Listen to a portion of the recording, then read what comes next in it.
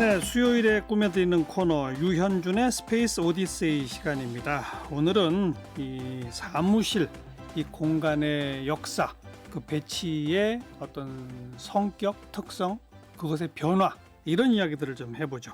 홍익대 건축도시대학 유현준 교수, 어서 오세요. 네, 안녕하세요. 네, 사무실이 옛날에는 없었겠죠? 네, 그렇죠. 옛날에는 없었죠. 저희가 일터라고 하는 거는 수렵 채집 때는 밖에서 뛰노는 거고, 노는 건 아니죠. 그렇죠. 뭐 목숨 걸고 사냥을 하는 그렇죠. 거고, 그리고 농경사회 때는 밖에서 농사를 지었다면은 사실은 제3의 엘빈 토플러가 얘기하는 그 제3의 물결이 끝난 다음에 어떻게 보면은 이제 정보화 시대가 되면서 산업직은 좀 늘어났고 사무직은 그 전에 산업혁명 때 사실은 되게 또 공장에서 일을 하는 것들이 생겨나면서 예. 그때도 실내에서 일하는 것들이 생겨난 거죠. 예. 근데 이제 근본적인 차이라면은 사실은 이 사무직은 과거에 우리가 일했던 수렵 채집이나 농업에 비해서 시간을 맞춰서 살아야 된다는 게 가장 큰 변화인 것 같아요.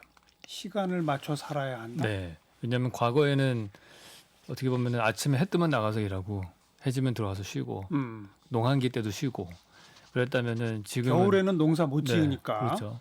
근데 지금은 아침에 9시까지 출근을 해야 되잖아요. 그건 그 시간에 모여야 되니까 또. 네. 그게 시작된 거는 기계를 이용해서 뭔가 생산을 하기 시작하면서 그렇죠. 기계가 돌아가는 시간에 사람을 거꾸로 맞추는 일을 시작을 한 거죠. 그리고 전등불이 생기니까 네. 이제 실내에서 밤중에도 일할 수 실내에서 있고. 일해야 되고. 네. 어. 사실은 이 형광등이라고 하는 게 우리의 작업 환경을 상당히 많이 바꿨다고 볼 수 있습니다. 네. 과거에는 우리가 두 가지 방법으로 햇빛을 들어오게 했거든요. 빛이라는 게 인공 조명이 별로 없을 때에는 뭐 서구 사회 같은 경우에는 천정고를 되게 높여서 창문을 세로로 길게 찢어야만 했어요. 벽이 지붕을 받치고 있으니까. 그래서 뭐 베르사유 궁전 같은 데 보면 천정고가 되게 높죠. 그런 쾌적한 공간에서 일을 하든지 아니면은 동양 건축 우리나라를 중심으로 한 데를 보면은 좁고 길게 건물을 만들어서 예. 정원을 끼고서 이렇게 건물이 배치가 되잖아요. 예. 그래서 사실 예전에는 뭐 바깥 경치를 많이 보이게 하든지 아니면 천정이 높든지 그런 작업 환경이었다면 태양빛 아니고서는 빛이 빛이 없으니까. 들어올 데가 없으니까. 근데 지금은 사실은 형광등 불빛 때문에 다 낮은 천정고를 갖게 되는 거죠. 그러니까 바깥에서 농사 짓고 떼약볕에 고생하고 하던 사람들이 이 실내에 들어와 일하니까 좋아졌다라고만 우리 생각했는데 네. 유 교수 해석에 의하면 그게 또 아니네요. 자연과 완전히 격리된 상태에서 일을 한다 이렇게 볼 수는 있죠. 깜깜해도 일해야 되고 네. 농한기 어떤 겨울에도 또 더 일해야 되고 그렇죠. 뭐 이런 식으로 변한 측면도 네. 일주일에 한 이틀만 쉬고 사실 이틀 쉰 지도 얼마 안 됐죠. 하루밖에 안 쉬었었죠. 하루밖에 안 쉬었어요 옛날에는. 네. 그러니까 계속 일을 해야 되고 그리고 사실은 실내 공간이라고 하는 데는 통제도 많이 되잖아요. 그러니까 어떤 감시도 쉽고. 그러니까요. 예. 그렇죠. 이 사람이 장소를 떠나서 다른 데서 일하는 게 아니고 내 눈앞에서 일을 하는 거기 때문에 그렇죠. 그 안에서 수직적인 조직이 생기면은 어떻게 보면 자리 배치가 딱 그렇잖아요. 사무실 자리 배치가. 사무실의 그러니까 기본 자리 배치는 어땠었죠? 그러니까 아주 우리나라 아직까지도 무슨 공사나 어떤 행정기관에 가면 자리 배치는 높으신 분은 보통 창문을 등지고 앉아 있고 그다음에 그 밑에 그 출입문으로부터 가장 먼 쪽에. 그게 우리의 상석이잖아요. 그러니까요. 그래서 그 얘기는 뭐냐면은 왔다 갔다 동선상에서 그 사람을 감시당하지 않게 하기 위해서 그렇게 한 거거든요. 그래서 실제로 그런 높으신 짱급들은 모니터를 돌려놓고 있어서 일을 하는지 안 하는지도 잘 몰라요. 그래서 그런 것들이 큰 차이점이죠. 더 높으신 분은 자기 독립된 방을 갖고 아예 있게 방이 되고, 있고. 네. 더 높으신 분은 그 방을 들어갈 때 다른 방을 거쳐서 들어가게 합니다. 비서실을 거쳐서 들어가게 되고. 네. 그러니까 진짜 그 일하는지 안 하는지 모르네요. 모르는 거죠. 네. 높을수록. 네. 그런데 하급직일수록 네. 일하는지 안 하는지를 한눈에 볼 수 있는 배치. 그렇죠. 그게 그냥 보통 일반적으로 맨 말단 사원들의 모니터는 대체적으로 상사들이 고개만 들면 딱 보이는 위치에 모니터가 있죠.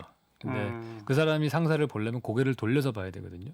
그렇죠. 그러니까 우리가 테이블을 놓을 때 긴 테이블에 상석이 보통 좁은 쪽이잖아요. 예. 회장님들은 보통 그쪽에 앉으시죠. 그 이유 거기가 상석인 이유는 그 직사각형의 긴 변에 앉아 있는 사람들은 상석에 앉아 있는 사람을 보려면 고개를 돌려서 봐야 되고요. 예. 그 좁은 편에 앉아 계신 분은 고개만 들면 다 모든 보인다. 사람들이 옆모습을 다 볼 수 있기 때문에 감시가 가능하고 네. 그래서 거기가 권력자의 자리가 되는 거죠. 그 심지어는 말씀하신 것처럼 창가에 등을 지고 앉은 부장님이 네. 자기 앞쪽으로 일반 직원들의 책상을 쭉 쭉 배치하는데 배치하죠. 네.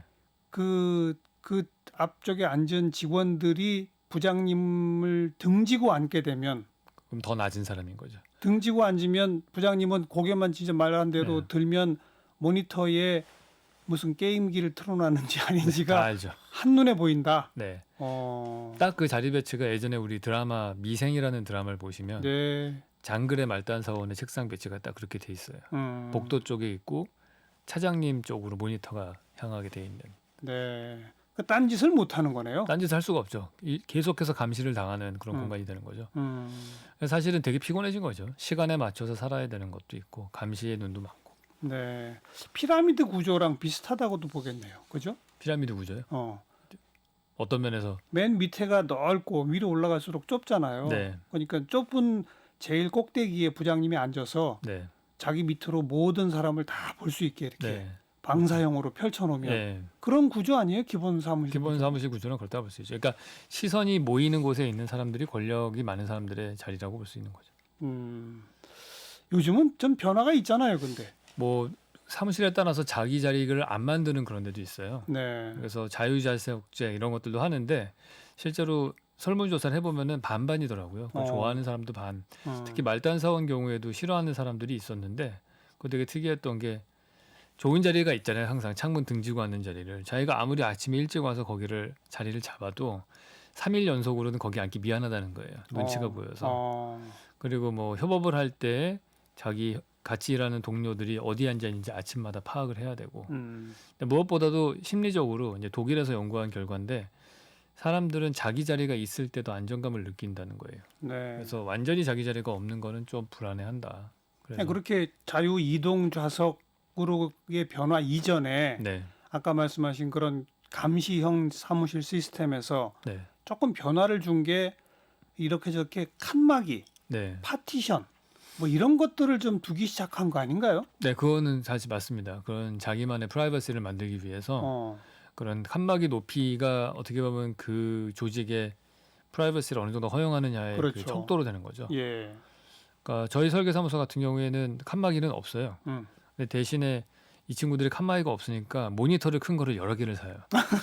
그래서 거의 그거를 모니터가 칸막이가 되는 모니터 거군요. 칸막이 역할을 하는 거죠. 네. 대신에 그 모니터를 그 상급자가 들여다보지 못하는 방향으로 네, 틀어놨겠구나. 가급적이면 그 앵글을 그렇게 틀려고 하죠. 그렇죠. 네.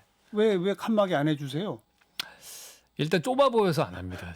그러니까 감시하려고 안 해주시는 거 아니에요? 아니, 저는 감시할 틈도 없어요, 별로. 근데 뭐 감시라기보다는 이게 칸막이를 너무 나누게 되면은 안 그래도 좁아 보이는 조그마한 사무실인데 너무 좁게 느껴지기 때문에 그 부분이 좀 불편해요, 저는. 네. 꽤 오래전 연구입니다만 네. 제가 그런 연구를 본 적도 있거든요. 그렇게 네.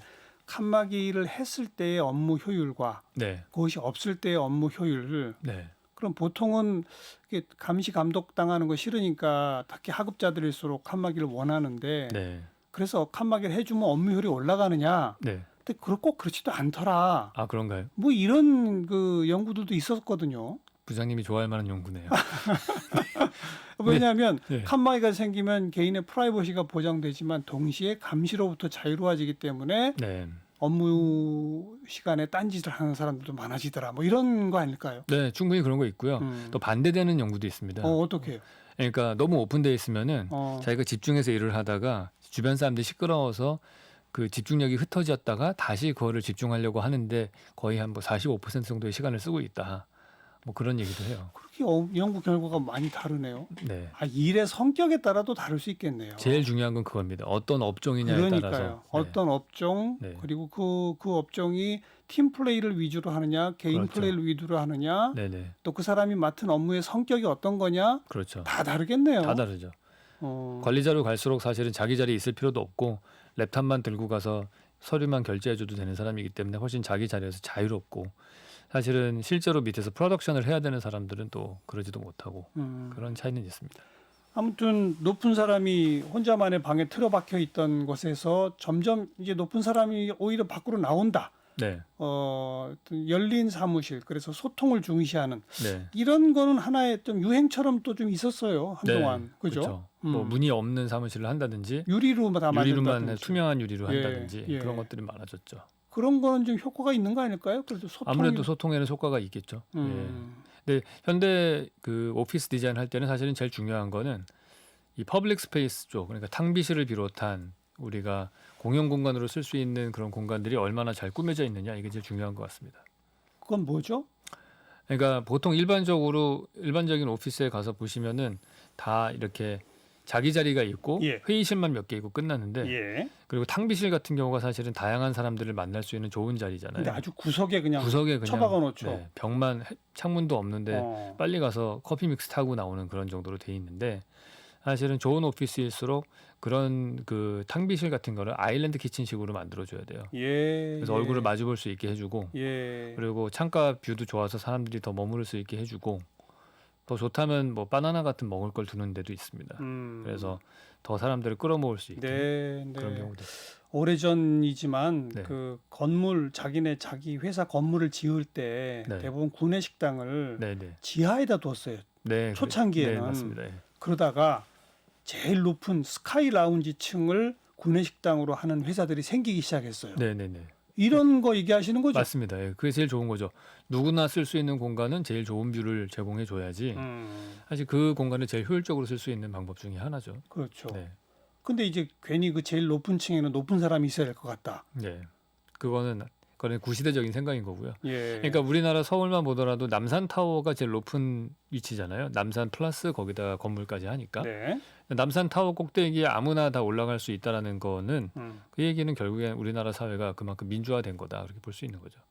그 시점이 가장 높은 시점을 가진 사람들이 어떤 시민이냐, 그러니까 그게 시민 계층이냐 아니면 권력자냐. 대표적인 사례로 본다면은 그 베를린에 있는 국회의사당 건물이 있어요. 네. 근데 국회의사당 건물이 옛날 오래된 건물을 그거를 이제 동일이 되면서 만들었는데 거기 돔이 있을 거 아니에요. 유리로 그렇죠. 된 돔이. 예. 그 돔에 그거를 전망대로 만든 거예요. 그러니까 밑에서는 국회의원들이 회의를 하고 일하고 위에서 국민들이 일반 시민들이 네, 일반 시민들이 내려가 그 밑에를 투명하게 유리창으로 해서 거기 감시할 수 있게 해놨어요. 이야. 그러니까 바깥 뷰도 다 베를린 시내도 구경도 하고 그리고 의원들이 일하는 모습도 감시한다. 감시하고. 네. 어. 그러니까 거기는 진정한 민주적인 공간인 거죠. 네, 네. 우리나라 국회의사당도 그렇게 하면 좋을 것 같아요. 그러네요. 네. 그러네요. 또 최근에 뭐 파격적으로 사원 복지를 한다더라 이런 회사들 최근에 이렇게 TV 프로그램 같은데 소개하는 거 보니까 네. 정말 무슨 게임기도 설치해 놓고 네, 네. 그리고 소파 같은 것도 갖다 놓고 네. 마음껏 즐길 수 있는 공간 직원들이 네, 그런 거 많이 넣었죠. 이런 데들을 사무실에 거의 한복판을 차지하게 해놓더라고요. 네. 다 이제 어찌 보면 저 미국의 구글 캠퍼스 이런 데서 배워온 거긴 하지만 네. 그런 건 도움이 되는 겁니까? 그건 업종마다 다른 것 같습니다. 어. 아까 말씀하신 대로 그 이게 만약에 집중력을 높이는 일만 해야 된다면은 사실은 그거는 별로겠지만은 어쨌든 자기 업무 시간이 아닌 혹은 뭐 자기 집중력을 키우기 위해서 그런 거에서 스트레스를 좀 풀고 오는 그런 거는 좋겠죠. 저는 취침실 같은 거 있는 거 되게 도움되는 것 같아요. 그렇죠. 네, 제가 그 디자인하는 그런 것들은 항상 좀 약간 누울 수 있는 데를 만들어 놓거든요. 예, 예. 네, 그리고 커튼을 쳐서 프라이빗하게 만들고 예. 거기서 좀 쉴 수 있게 하는 것들도 좋은 것 같고. 예. 가장 좋은 사무 공간을 좀 요약해서 정리한다면 유현준 교수가 보기에 어떤 겁니까? 어떤 요소들이 결합돼야 됩니까? 일단은 자연을 많이 볼 수 있게끔 해주면 좋을 것 같고요. 그런 자연의 접근성이 근데 이 좋게끔. 도심 숲에서 쉽진 않죠. 그러니까 테라스 발코니를 많이 만들면 돼요. 발코니. 네. 요즘은 건물 안에 중정 두는 데들도 생기고 그런 데도 있죠. 아모레 퍼시픽 사옥 같은 경우에 어. 중간중간에 그런 큰 중정들이 들어가 있는 데도 있고요. 네. 법적으로는 사실 저희가 발코니를 1m 넘게 좀 뽑을 수는 있거든요. 그래서 거기 나가서 바깥 공기를 맞으면서 쉴 수 예. 있게 해주면 제일 좋을 것 같고요. 예. 공용 공간이 가급적이면은 제일 좋은 공간이 있어야 될 것 같고 수평적으로 사람들이 많이 만날 수 있게끔 너무 수직형의 공간이 아니고 예. 여러 층으로 나눠지기보다는 그러니까 수평적으로 넓으면 좋을 것 같고 예. 만약에 도심 속에다가 만약에 사옥을 짓는다면은 몇 개의 복층 공간을 좀 만들어서 가운데 만약에 에이트리움 같은 걸 뚫는다든지 하면은 그러면 7층에서 6층도 보이고 건너편에 8층 사람도 보이고 와. 서로 마주 볼 수 있는 공간이 되면은 조금 더 이 공동체 의식, 제가 말하는 그 밥상머리 사옥이라고 하는 네, 건데 마주보는 그런 공간 구조가 나오게 하는 게 좋을 것 같다고 생각을 그 합니다. 정말 머리를 써서 그런 사무실 설계를 하는 분들은 사람과 사람이 각 다른 부서에 있더라도 네, 그렇죠. 움직이면서 부딪힐 수밖에 없도록 만드는 뭐 이런 것까지 신경을 쓰더라고요. 그럼요. 그 거기서 소통하도록. 제약회사에서 실험을 한 게 하나 있어요. 예. 그러니까 신약 개발에 성공하는 창의적인 사람들은 어떤 특징이 있느냐? 이거 봤더니 행동 패턴이 쓸데없는 사람과 잡담을 많이 하더라. 그래서 그러니까 옆에 부서 사람들하고 떠든다든지 아니면은 뭐 그 우편 배달하는 사람이랑 떠든다든지 네, 그래서 네. 되게 새로운 자극들을 많이 받는 사람들이라는 거예요. 창의적인 환경이 되고 싶으면은 다양한 사람들을 만날 수 있는 그런 평면 구조를 짜줘야죠. 코로나 시대 재택근무하면서는 또 달라지죠. 네, 그거는 되게 우리가 좀 앞으로 관심 있게 봐야 될 부분인 것 같습니다. 네. 왜냐하면 집에서 일을 하고서 본인은 그냥 업무만 완성하면 된다라는 가정하에 하는 거잖아요. 근데 사실은 저희가 시간을 맞춰서 불편하게 출근은 하지만 예. 거기에 가는 것 때문에 공동체 의식이 되게 강해지거든요. 그렇죠. 근데 집에서 일을 하게 되면은 사실 프리랜서로 일하는 사람과 이 정직원과의 구분이 모호해지거든요. 그러면은 아마 고용주 입장에서 봤을 땐 점점 프리랜서로 바꾸려는 성향이 생길 것 같아요. 고용의 불안정성은 높아지겠군요. 그렇죠. 어. 그리고 많은 사실 대한민국의 사회 안전장치라는 게 직장을 중심으로 많이 짜여져 있기 때문에 예, 의료보험 제도라든지 예. 연금 제도나 근데 이 프리랜서의 퍼센테이지가 높아지면은 사실 일자리 안정성은 떨어지게 되고 그래서 그런 거에 대비할 필요가 있을 것 같아요. 네. 그리고 또 재택근무가 보편하다 보니까 철저히 실적 위주로 평가하게 되면서 오히려 직장인들한테 나빠진다는 얘기도 많이 있더라고요. 그 얘기해요. 팀장들한테 설문조사를 해보면은 재택근무에서 누가 무슨 일을 하는지가 명확하게 드러나기 때문에 예.